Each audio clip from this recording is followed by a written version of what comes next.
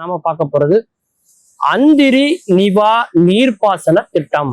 உலக போர் வந்தா அந்த போர் நீர்னாலதான் ஏற்பட்டிருக்கும் அப்படின்னு எல்லாருமே சொல்றாங்க. நாட்டில் உள்ள எல்லா நதிகளையும் இணைக்கணும்னு எல்லாரும் பேசுறாங்க. நேசக்கரம் நீட்டி மாநிலங்களை இணைக்க வேண்டிய ஆறுகள் தேசப்படத்துல வெறும் விரிசலா தான் இருக்கிறத நாம பார்க்கலாம்.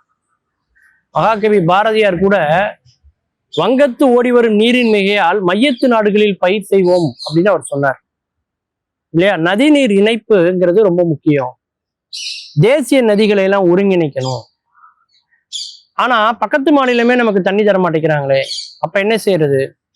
அப்போ தென்னிந்திய நதிகளை இணைக்கணும். அங்கேயுமே நமக்கு சிக்கல் இருக்கு.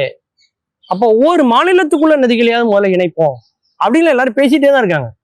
அதற்கான முயற்சிகளும் அங்கங்க போயிட்டு இருக்கு.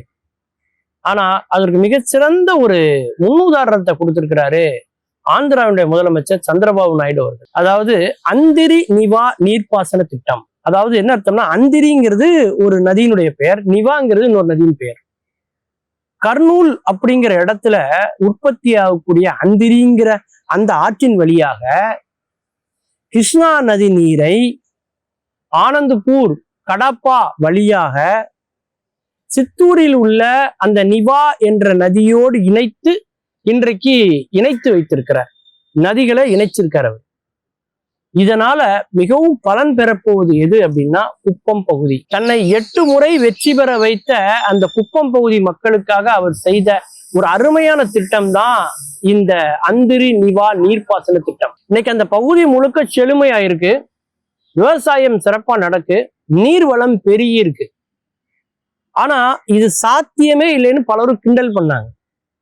உண்மையிலேயே அது சாத்தியமும் இல்லை என்று சொல்வதற்கு முழு காரணமும் இருக்கு. ஏன்னா அந்த அந்திரிங்கிற பகுதியிலேருந்து இந்த நிவா வழியா அந்த இடத்துக்கு வர்றதுக்கு, இந்த குப்பம் பகுதிக்கு வர்றதுக்கு தரைமட்டத்துல இருந்து 1200 அடி உயரத்துல இருக்கு நிலவியல் அடிப்படையில. அப்ப எப்படி கீழே இருந்து மேல கொண்டு போக முடியும்? மேட்டுக்கு மேட்ல இருந்து கீழே தானே கொண்டு வர முடியும். கீழே இருந்து எப்படி மேட்டுக்கு போகும் அப்படின்ட்டு எல்லாரும் கிண்டல் பண்ணாங்க. ஆனா எந்தெந்த இடத்துல எல்லாம் உயரமாக நிலப்பரப்பு இருக்கோ அங்கெல்லாம் நீர் ஏற்றக்கூடிய பம்புகள், குழாய்களை அமைத்து, ராட்சச குழாய்களை அமைத்து அந்த நீரை உறிஞ்சி மேலே கொண்டு போய் அப்படியே கொஞ்சம் கொஞ்சமா மேலே ஏத்தி ஏத்தி ஏத்தி கடைசி குப்பத்துக்கு அவர் கொண்டு வந்துட்டார். அதாவது கர்நாடக மாநிலத்துல உள்ள அந்திரி துர்கம் அப்படிங்கிற இடத்துல உற்பத்தி ஆகக்கூடிய பாலாறு இந்த குப்பத்தின் வழியா தான் தமிழகத்துக்கு வருது. இதுல இன்னைக்கு அந்திரிங்கிற நதியே அவர் சேர்த்துட்டார். அப்போ எல்லா மாநிலத்துக்கும் நதிநீர் இணைப்புக்கு ஒரு முன் உதாரணமாக இன்றைக்கு சந்திரபாபு நாயுடு விளங்கியிருக்கு. உண்மையிலே பாராட்டப்பட வேண்டிய ஒரு செய்தி. ஏன்னா நதிநீர் இணைப்புங்கிறது இன்றைக்கு மிக மிக அவசியமான ஒன்று. அது மனித குலத்துக்கு சொந்தமானது. அதை நாடுகள், மாநிலங்கள், மாவட்டங்கள் என்று எல்லை பிரித்து இயற்கையின் கொடையை நாமே வைத்துக் கொள்வது என்பது அது இயற்கைக்கு செய்கிற மிகப்பெரிய துரோகம்.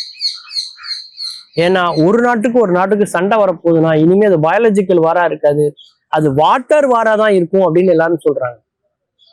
சமீபத்துல கூட நீங்க செய்தி பார்த்திருக்கலாம். பாகிஸ்தானுக்கு போகக்கூடிய சிந்து நதி நீரை இந்தியா தடுத்து நிறுத்தி வைத்திருக்கிறார்கள்.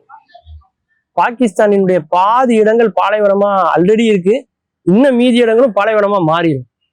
அந்த அளவுக்கான ஒரு அச்சுறுத்தலை இந்தியா அவங்களுக்கு தீவிரவாத தாக்குதலுக்கு விலையாக அவர்கள் அந்த நதிநீருக்கான ஒப்பந்தத்தை மீறி இன்னைக்கு இந்தியா அதை தடுத்து நிறுத்தி இருக்கு. அப்படின்னா எந்த அளவுக்கு அந்த நதிநீர் முக்கியம் அப்படிங்கிறத பாருங்க இல்லையா. அந்த நதி நீரை நீங்க தடுத்து நிறுத்தினீங்கன்னா ரத்த ஆறு ஓடுன்னு பாகிஸ்தான் சொல்லுது. அப்படின்னா நீருடைய தேவை எந்த அளவுக்கு அவங்களுக்கு தேவைப்படுதுங்கிறத நீங்க பாருங்க இல்லையா. அப்படி நதிநீர் இணைப்பு என்பது எல்லோரையுமே வாழ வைக்கக்கூடிய ஒன்று. மீண்டும் பல புதிய தகவல்களோடு, அதில் அறியப்படாத பக்கங்களோடு உங்களை சந்திக்கிறேன். நன்றி, வணக்கம்.